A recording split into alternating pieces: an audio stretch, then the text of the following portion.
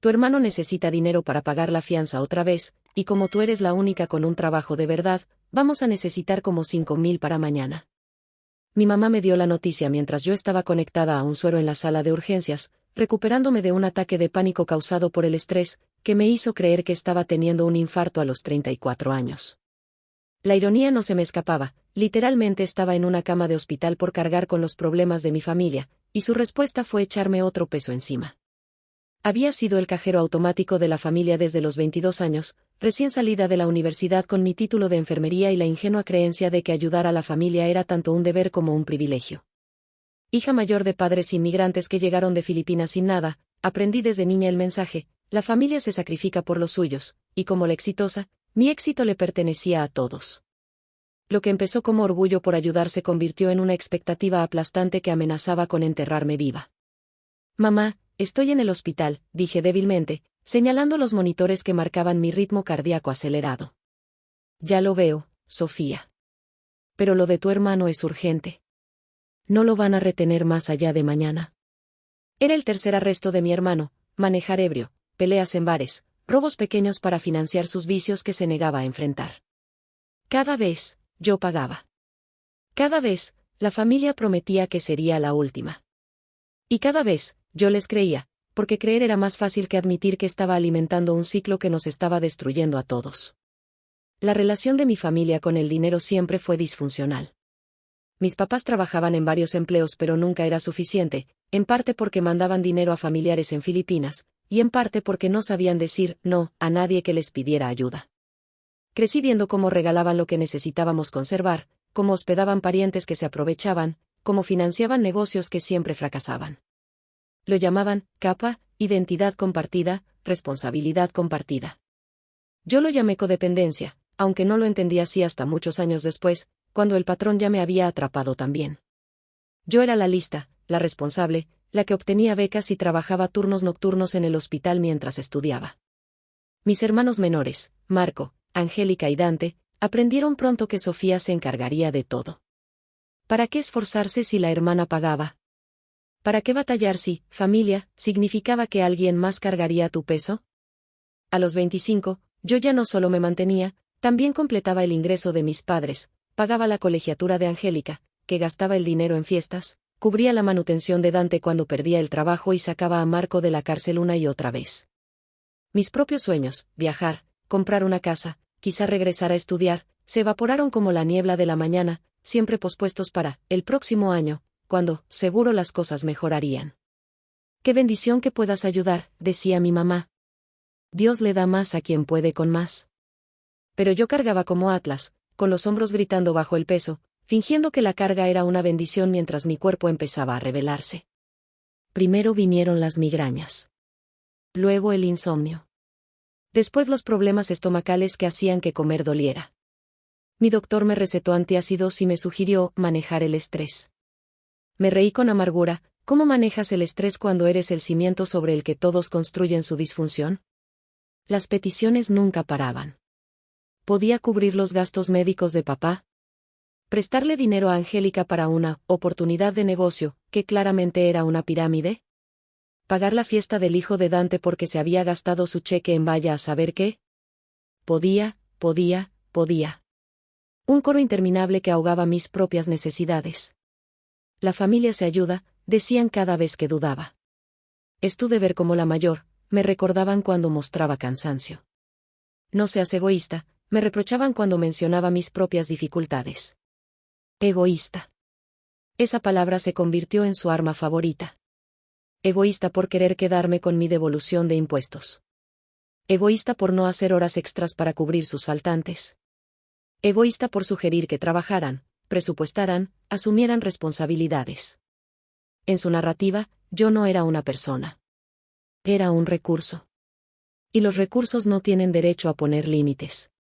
El punto de quiebre se fue construyendo poco a poco.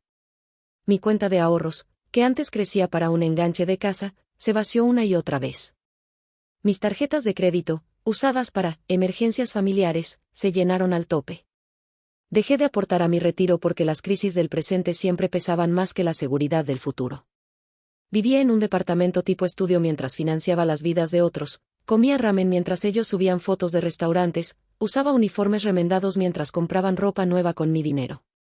No tienes hijos, me dijo Angélica una vez cuando mencioné estar cansada. No sabes lo que es la verdadera responsabilidad. Quise gritarle que tenía 4 hijos adultos, ellos. Pero el silencio era más fácil que la confrontación, en una cultura donde respetar a los mayores significaba nunca cuestionarlos, donde ser una buena hija implicaba sacrificarse sin fin. El ataque de pánico que me llevó a urgencias no fue el primero, solo el peor. Los había tenido por meses, en el trabajo, en el coche, a medianoche cuando mis cálculos mentales de sus cuentas contra mi sueldo me dejaban sin aire. Pero los oculté, los minimicé, seguí adelante porque, ¿qué otra opción tenía? Si yo me caía, todos se caían conmigo. El dinero de la fianza, repitió mi mamá desde la silla junto a mi cama, como si se me hubiera olvidado. Marco nos necesita. No, susurré. ¿Qué? No, más fuerte esta vez, aunque el monitor del corazón marcó un pico de ansiedad. No puedo. No lo tengo. No mientas, Sofía. Siempre tienes dinero de emergencia. Tenía razón. Si tenía 5.000 guardados en una cuenta que ella no conocía, mi último intento de preservarme, dinero escondido para el día en que pudiera escapar de este ciclo. Pero ahí, en esa cama de hospital, conectada a máquinas porque el estrés literalmente me estaba matando, entendí que ese día había llegado. Se acabó, dije. Marco puede quedarse en la cárcel. Tal vez las consecuencias le enseñen lo que nuestra ayuda nunca le enseñó. El rostro de mi madre pasó por la incredulidad, la ira, y finalmente la manipulación que ya conocía. Tu papá va a estar tan decepcionado. Su corazón, ya sabes que lo tiene débil. El estrés de ver a Marco en la cárcel. El estrés de las decisiones de Marco, la corregí. No de las mías. De las suyas. ¿Cómo puedes ser tan fría, tan egoísta? No te criamos así. Me criaron para dar hasta quedarme sin nada. Me criaron para creer que mi valor estaba en lo que podía ofrecer. Me criaron para borrarme a mí misma por la comodidad de los demás. Así que sí, me criaron exactamente así. Y me está matando. Se fue sin decir otra palabra, y la explosión familiar no tardó. Mi teléfono se llenó de mensajes. De Angélica, no puedo creer que dejes a Marco pudriéndose en la cárcel. Tanto por la lealtad familiar. De Dante, qué bien, Sofía. Mamá está llorando. Ojalá estés feliz. De varios tíos y tías, tus padres se sacrificaron por ti. De primos, siempre te creíste mejor que nosotros. Mi papá, el único que quizá habría entendido, guardó silencio, su forma de desaprobación. Apagué el teléfono y le pedí a la enfermera algo para dormir. Por primera vez en años, elegí mi paz en lugar de su crisis. Marco se quedó una semana en la cárcel antes de que una tía pagara su fianza. La familia se unió, no para enfrentar su adicción, sino para pintarme como la villana que había abandonado la sangre. Me convertí en la historia de advertencia que se susurraba en las reuniones a las que ya no me invitaban. Sofía, la que eligió el dinero sobre la familia. Sofía, la que olvidó de dónde venía. Sofía, la egoísta hija mayor que rompió el corazón de sus padres. Que lo cuenten así, está bien. La verdad era demasiado complicada para la gente que necesita narrativas simples de buenos contra malos, de deber contra egoísmo.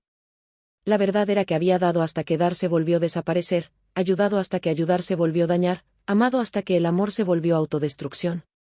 Usé esos 5.000 que tenía escondidos para empezar terapia de verdad, con alguien que entendía las expectativas culturales y el trauma familiar. La doctora Reyes, también hija de inmigrantes, me ayudó a separar el deber del amor, la obligación del cuidado, los valores culturales de los patrones de codependencia. Los límites no son una traición, me dijo en una sesión. Son la manera de amar de forma sostenible. Pero en mi cultura. Soy de la misma cultura, me interrumpió con suavidad. Y en ningún valor nuestro dice que debamos morir por la comodidad de los demás. Sacrificarse, sí. Desaparecerse, no. Los meses que siguieron fueron solitarios, pero reveladores. Sin las llamadas de crisis constantes, tenía energía. Sin el drenaje financiero, tenía ahorros otra vez. Sin la manipulación emocional, tenía paz. Descubrí que en realidad me agradaba quien era cuando no estaba agotada, que tenía intereses más allá de resolver los problemas de otros, que la felicidad era posible cuando no cargabas con todo el peso del mundo. Empecé a tomar clases de cerámica, algo solo por placer, no por productividad. Me uní a un grupo de senderismo, y descubrí que mi cuerpo podía sentirse fuerte y no solo cansado. Regresé a estudiar medio tiempo, retomando la maestría de enfermería que había abandonado años atrás. Me mudé a un departamento de una recámara, un lujo después de años en un estudio, pero alcanzable cuando solo te mantienes a ti misma. 6 meses después de poner mis límites, Angélica llamó. Casi no contesté, pero la curiosidad ganó. Necesito, empezó. No. Ni siquiera sabes qué te iba a decir. Empezaste con, necesito. La respuesta es no. Wow. Sí que te volviste fría. Me volví sostenible, la corregí. Hay una diferencia. Colgó. Pero una semana después volvió a llamar, esta vez diferente. Conseguí trabajo, dijo en voz baja. En una tienda, pero es algo. Solo, quería que lo supieras. Era la primera vez en años que alguien de mi familia me hablaba para contarme cómo resolvió su propio problema en lugar de esperar que yo lo resolviera. Sentí algo romperse en el pecho, no quebrarse, sino derretirse. Qué bien, Angélica. Estoy orgullosa de ti. Sí, bueno. Resulta que cuando tu hermana cajero automático te corta, aprendes a arreglártelas. Las dos reímos, con algo de incomodidad pero de forma genuina. No era una reconciliación, exactamente, pero sí un comienzo. La familia nunca me perdonó del todo por haberme elegido a mí. Mis padres todavía le dicen a la gente que los abandoné, aunque cobran los cheques razonables de cumpleaños que les mando. Marco fue a la cárcel 2 veces más antes de entrar a rehabilitación, obligado por la corte, no financiado por la familia. Dante consiguió trabajo fijo cuando la mamá de sus hijos amenazó con quitarle las visitas. Todos sobrevivieron sin mi sacrificio, lo cual quizá fue la verdad más cruel de todas, nunca fui tan necesaria como me hicieron creer. Algunos parientes aún me evitan en las reuniones familiares, susurrando sobre mi egoísmo. Otros, en voz baja y en privado, me dicen que me entienden. Algunos primos incluso empezaron a poner sus propios límites, inspirados por lo que llaman mi valentía, aunque yo lo llamo mi desesperación por vivir. Todavía ayudo, a veces, cuando me lo piden con respeto, cuando no compromete mi estabilidad, cuando es ayuda y no encubrimiento. Mandé dinero para la cirugía de mi papá, pero pedí recibos. Ayudé a Angélica con solicitudes para la universidad, pero no pagué su matrícula. Visité a Marco en rehabilitación, pero no pagué su estancia. La diferencia es elección, límites, y la idea revolucionaria de que yo también importo. Pero la familia, empiezan a veces, cuando oyen mi historia. La familia también es quien está para ti, los interrumpo. La familia es cuidado mutuo, no extracción de un solo lado. La familia es amor que quiere verte florecer, no solo sobrevivir para servir a los demás. Mi familia elegida entiende eso. Los amigos que me visitaron en el hospital, que celebraron mis ascensos, que me recuerdan que los límites son sanos. La terapeuta que me ayudó a reescribir la historia del deber. Y la pareja que conocí en la clase de cerámica, que me ama por quien soy, no por lo que doy. El mes pasado compré mi primera casa, pequeña, pero mía, posible porque dejé de financiar las vidas de todos los demás. Invité a mi familia a la inauguración. Mis padres vinieron, serios pero presentes. Angélica trajo una planta. Dante mandó una tarjeta. Marco seguía en rehabilitación, pero llamó para felicitarme. Está hermosa, Sofía, dijo mi mamá, tocando la encimera con algo parecido al asombro. ¿Tú hiciste todo esto sola? Sí, respondí, sin mencionar lo imposible que habría sido si hubiera seguido sosteniendo las decisiones de todos los demás. Me miró entonces, de verdad, quizá viéndome como persona por primera vez, y no como un recurso. ¿Te ves saludable? Lo estaba. Saludable, completa, presente. No porque hubiera abandonado el deber, sino porque lo redefiní. Mi primer deber era con la vida que me fue dada, con el cuerpo que me sostiene, con los sueños que me mantienen viva. Todo lo demás venía después. A eso le llaman egoísmo.